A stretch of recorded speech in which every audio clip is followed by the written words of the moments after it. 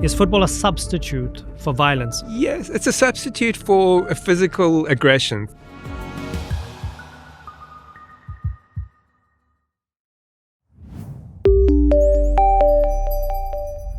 David, what is it about this game? What is it about what it does to us? It's worth thinking about, what do we actually mean by football? We say it as if we all actually have a shared conception of what this social phenomenon is. I'm not sure that we do. So let's unpack it for a moment. First of all, it's just a game that people play. And that's partly why it's so unbelievably popular, because so many billions of people are actually just playing it in all its many formats. Not just 11-a-side, 5-a-side, 7-a-side, in the street, on grass, on sand. It comes in a multiplicity of different forms. And then how do we consume it once we've played it? Well, on the one hand, football is a soap opera. You know, it's a multiple character, multiple episode, endless set of intersecting storylines where the barriers between what happens in the game and what happens in the real world are endlessly permeable. Football is a religion. Yeah. Is it? Yeah. To a certain extent, yes. I mean, it's fascinating how many people around the world connect to it on different levels, for identity, for liberation, for solidarity, for coming together. It's just fascinating. And in Palestine, this is a symbol, actually, for resilience. It's a symbol for liberation. Although, like, we support international teams. For example, when Barcelona and Real Madrid play in Palestine, the whole country goes upside down. Yeah. They forget all the adversaries, all the challenges, all the bombing, all the destruction, and they meet in a place where they could have a small TV, just cheer up for Barcelona or Real Madrid. So it's just fascinating how such a power can bring billions of people together and you know, like, unite them in one simple match with one simple game.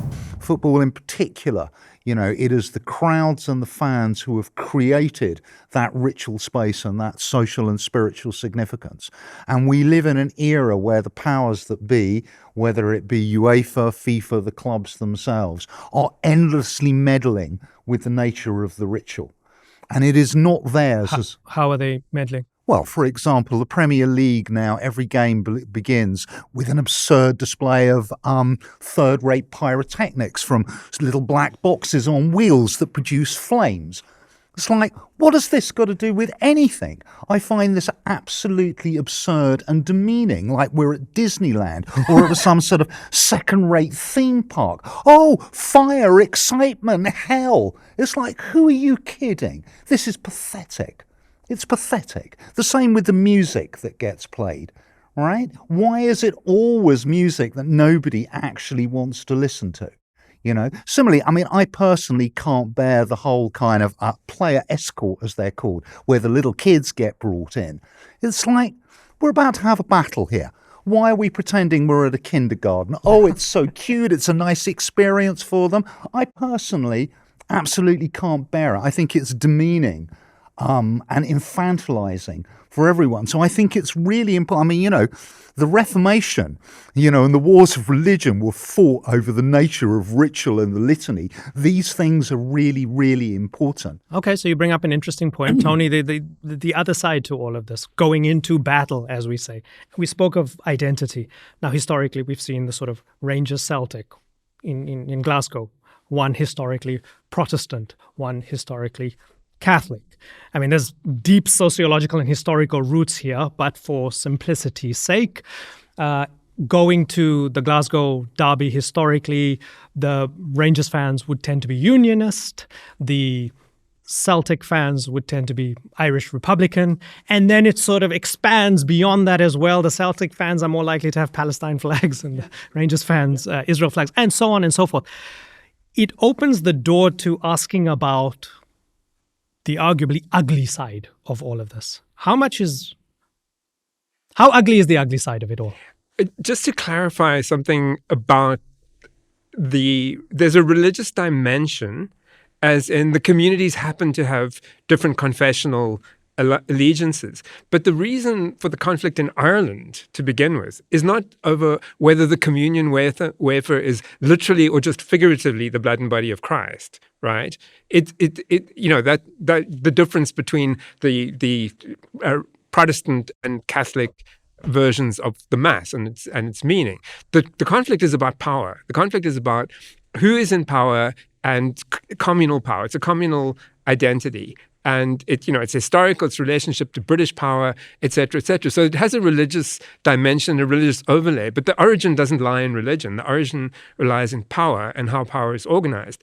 So in the case of Glasgow, the Catholic working class in Glasgow are Irish immigrants, right, historically. That's why the Rangers fans sing, "The famine is over, why don't you go home?" As in, they came during the famine, and there's this overlay. Again, maybe both communities embrace opposite identities. Because there's this power struggle, they embrace opposite identities in Ireland and they connect. I mean, in the 1980s, the Celtic Ultras were basically being recruited by the Provos in Ireland. The Ulster paramilitaries were recruiting, among Rangers hard men.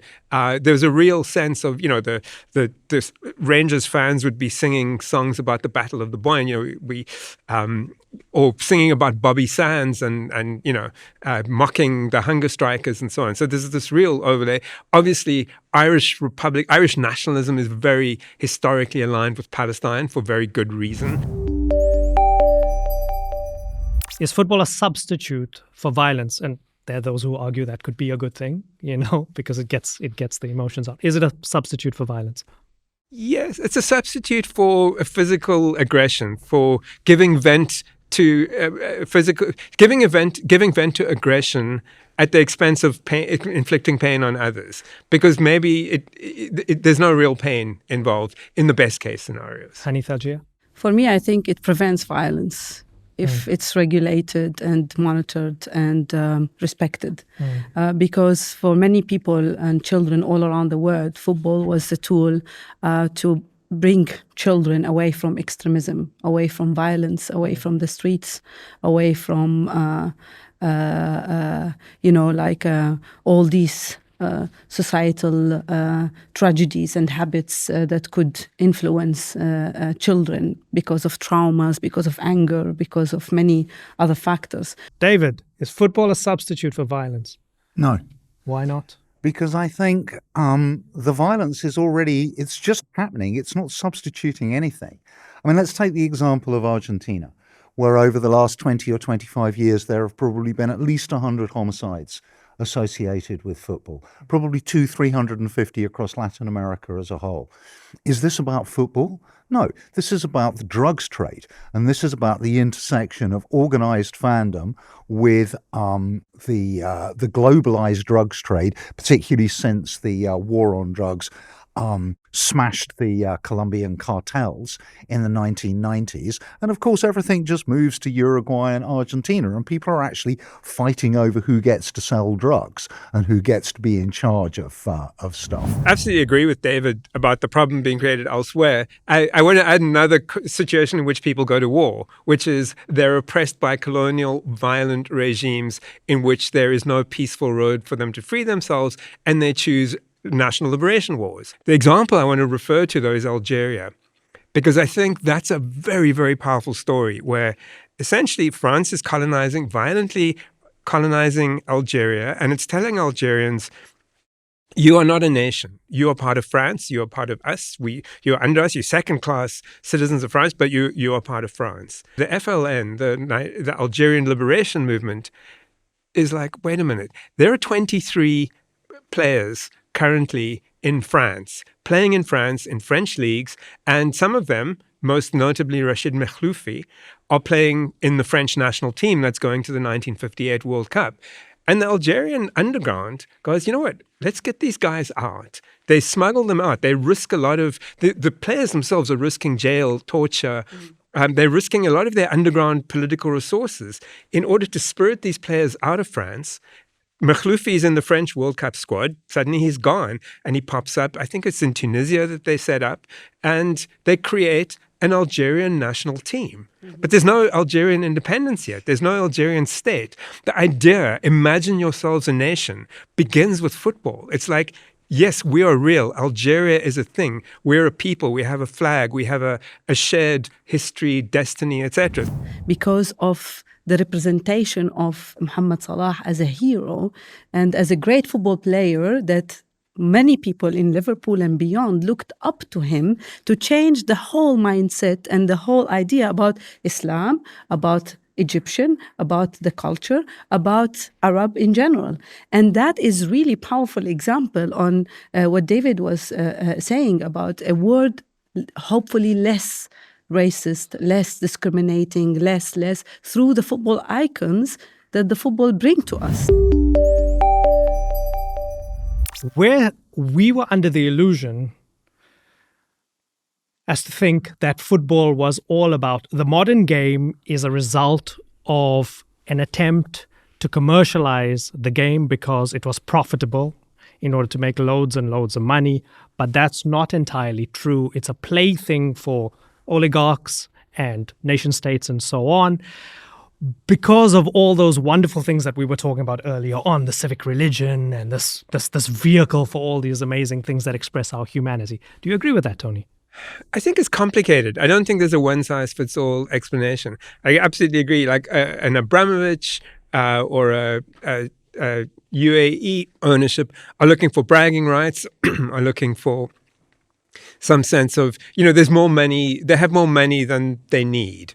And so, and this is financialized capitalism at this particular point, actually is producing so much excess that's looking for investments in junk, in art, like, art prices of art just goes up 300% every auction. And bad art. Or sometimes actually cool art, but sort of that too. Cool art becomes art that's now owned by oligarchs. So it's kind of like, but I mean, I'm saying, this is generating so much finance that's looking for places to go for profit. So it's looking for profit. It may not actually generate, but you can see a lot of. Let's not find a word for them. But, you look at Manchester United's ownership. They're definitely making money because they bought the club on a credit card. I mean, they basically, you come in, you borrow a whole lot of money to buy a very famous, like legendary club, no, absolutely much respect. It's a proper club. It has a history. And you basically go into debt to buy it, and then you impose a debt on the club, and the club pays for it, and you just take sort of, and now and again, every now and again, you take a... Not just every now and again. Yeah. And the Glazers we should note, are an exception. Right. But they've taken more than £500 million right. out of Manchester United. Right, but there's another sort of capitalist incentive to buying a club, which is the same reason you buy stocks. You don't buy stocks because of the revenue they're going to generate, but the profits the company is going to make. You buy them as a speculative investment, as in I'm buying something now for £400 million on the assumption that someone will buy it from me for £1.5 billion in a few years' time. I mean, I think that's Liverpool's ownership. I mean, they're a hedge fund. That's why they make moves like this. So they're not looking for the club to be profitable, but they're looking for their asset to actually grow in value. So I think there are a number of different arcs here. I think in general, though, what we're talking about is capitalism. This is the context in which the game happens. So you can't separate. Has it taken something away from the game? Well, I don't know. I think it's hard to say. It's not or has the same. It changed it into something else? Well, it's not the same game as it was, 30 or 40 years ago. That's like capitalism, for better or for worse or for both. I mean, I think you can't avoid capitalism. That's just the reality of the question. And capitalism can be incredibly destructive, but it can also actually be a driver of a lot of progress. Question is how it's regulated. That's really, where we land, because you can't imagine an ideal world in which money is not going to make a difference. But if there are limits set on the damage it can do, and it can be channeled into positive outcomes. Is it regulated well? No, not well enough. No. Barely would be my description. 2 years of a genocide almost. We haven't heard those voices before. And the question is why? Why the rules and why some countries, they are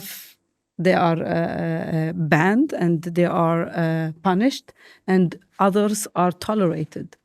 I would like to know what is the thing that we can decide on some things and other things we cannot. And this is really important discussion because the fans and the solidarity for the Palestinian people all around the world showed that the power is with the people.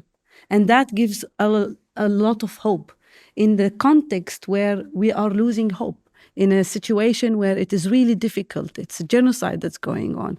Stadiums are smashed. Infrastructure are destroyed. Hospitals, children, men and women.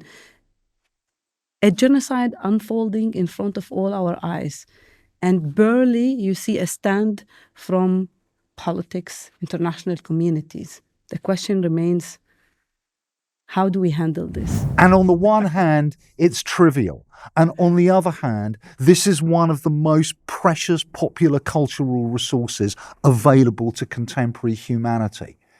If football were actually to take serious climate action, the details of which are for another day, and to mobilize these precious cultural resources that are encoded in the game and are near universal on this divided planet, the possibility of a different and more optimistic and more peaceful future is there.